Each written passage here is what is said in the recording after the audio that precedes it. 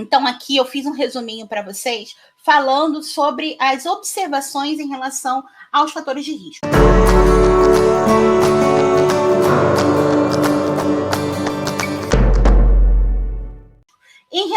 Relacionado principalmente ao ambiente, os alimentos, eles estão relacionados também ao desenvolvimento do TDAH, principalmente no tocar da alergia e intolerâncias alimentares, e eu vou trazer isso para vocês mais à frente, quando a gente falar sobre tratamento no final dessa aula.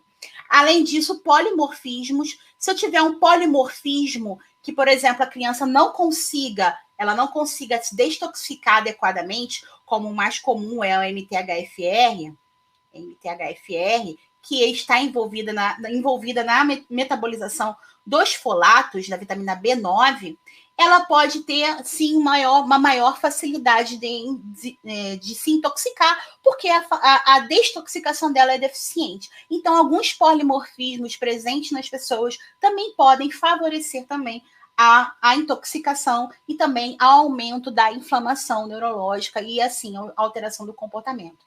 O estilo de vida também pode estar influenciando a criança que não faz muitos exercícios físicos, a criança que está muito presa em tela, a criança que não tem uma alimentação muito saudável, a criança que não pratica exercícios, que fica pouco tempo também com os pais, pouca tempo por conta das questões de trabalho e tudo mais. A gente sabe que hoje é muito difícil essa questão dos pais, têm que trabalhar, às vezes, muitos períodos para poder conseguir fornecer, botar dinheiro, botar comida na mesa. A gente entende isso, mas também são fatores que estão relacionados também ao estilo de vida.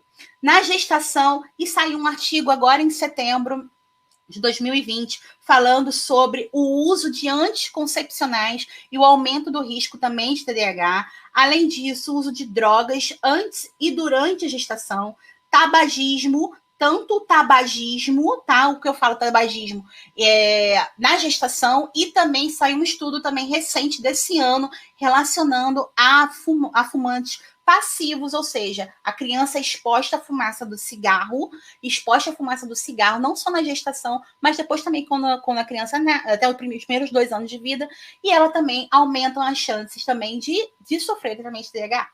Além disso, questões nutricionais envolvendo a gestação. Vamos supor, uma mãe que consome muitos alimentos ricos em... Deixa eu só baixar isso aqui. Ricos em corantes, uma mãe alérgica ou sensível alimentar, consumindo glúten, leite, soja, principalmente, e os seus alimentos específicos relacionados a cada um também, e desencadeando uma ativação imunológica materna, que nós chamamos de MIA. Na hora de você for pesquisar aí no PubMed, você vai colocar MIA. E também o peso ao nascer, como eu coloquei para vocês também, 1.500 gramas, abaixo de 1.500 gramas também está relacionados. O uso de tela, saiu um estudo, inclusive, recentemente, falando que é pela primeira vez na história as crianças têm um QI abaixo dos seus pais, e também está muito relacionado ao uso de telas. Mas atenção, a gente sabe que hoje é difícil, ainda mais depois desse período todo de quarentena, você ficar o tempo todo estimulando teu filho.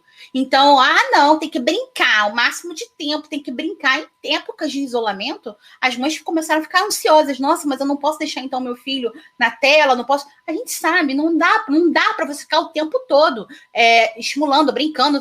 Cadê você também? Alô, Brasil, né? Então, não dá para botar toda a responsabilidade também nas costas dos pais, não. A gente vai acabar deixando a criança mais em tela, e a gente sabe que isso também acontece. Mas se puder evitar, é sempre melhor mesmo, realmente. Infecções também. Muitas infecções estão relacionadas aos comportamentos, principalmente as comorbidades associadas ao TDAH. Isso eu vou falar para vocês um pouco de TOD e impulsividade. Estão relacionadas a infecções e principalmente às encefalites.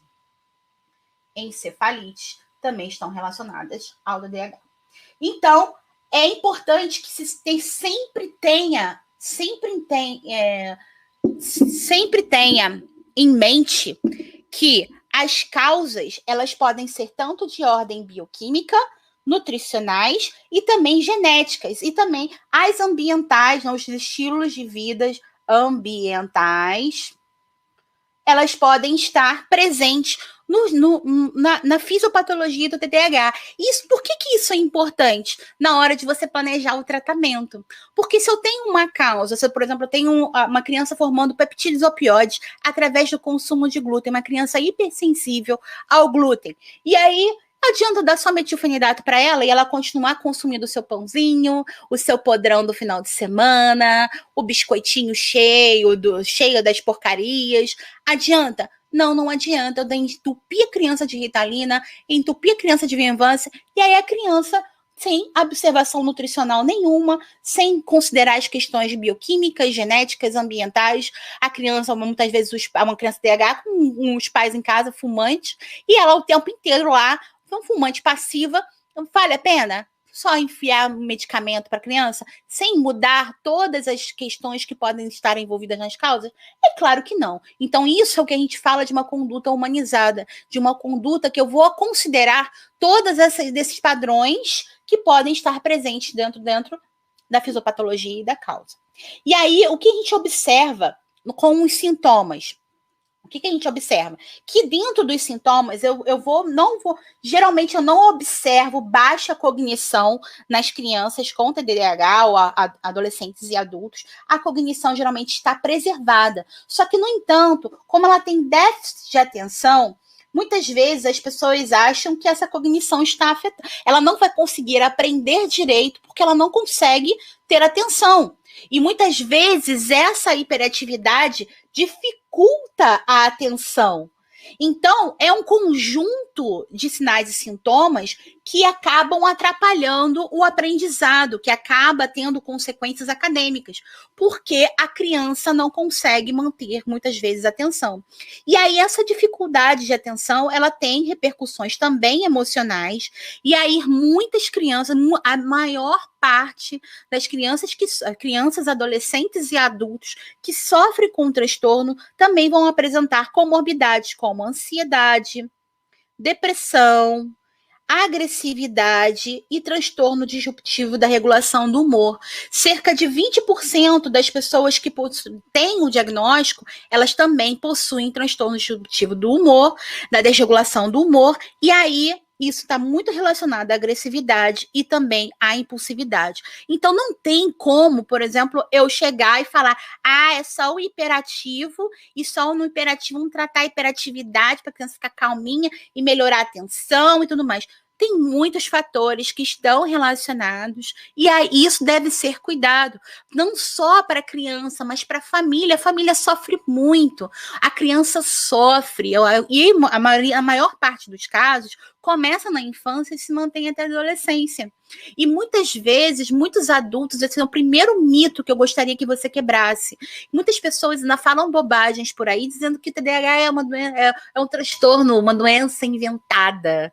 É inventado pela indústria farmacêutica para ter mais vendas. Então, isso, a gente sabe que eles querem mais é vender remédio mesmo. Mas não é inventado, as pessoas sofrem com transtorno. Imagina você tentar executar uma tarefa e não conseguir, porque você não consegue planejar, porque você não consegue manter a atenção, porque qualquer tipo de estímulo ou distúrbios sensoriais que muitas vezes estão presentes nos casos, tira a sua atenção e você não consegue completar aquela tarefa, você não consegue aprender. Isso tem repercussões emocionais, sociais e no trabalho também, para os adultos principalmente.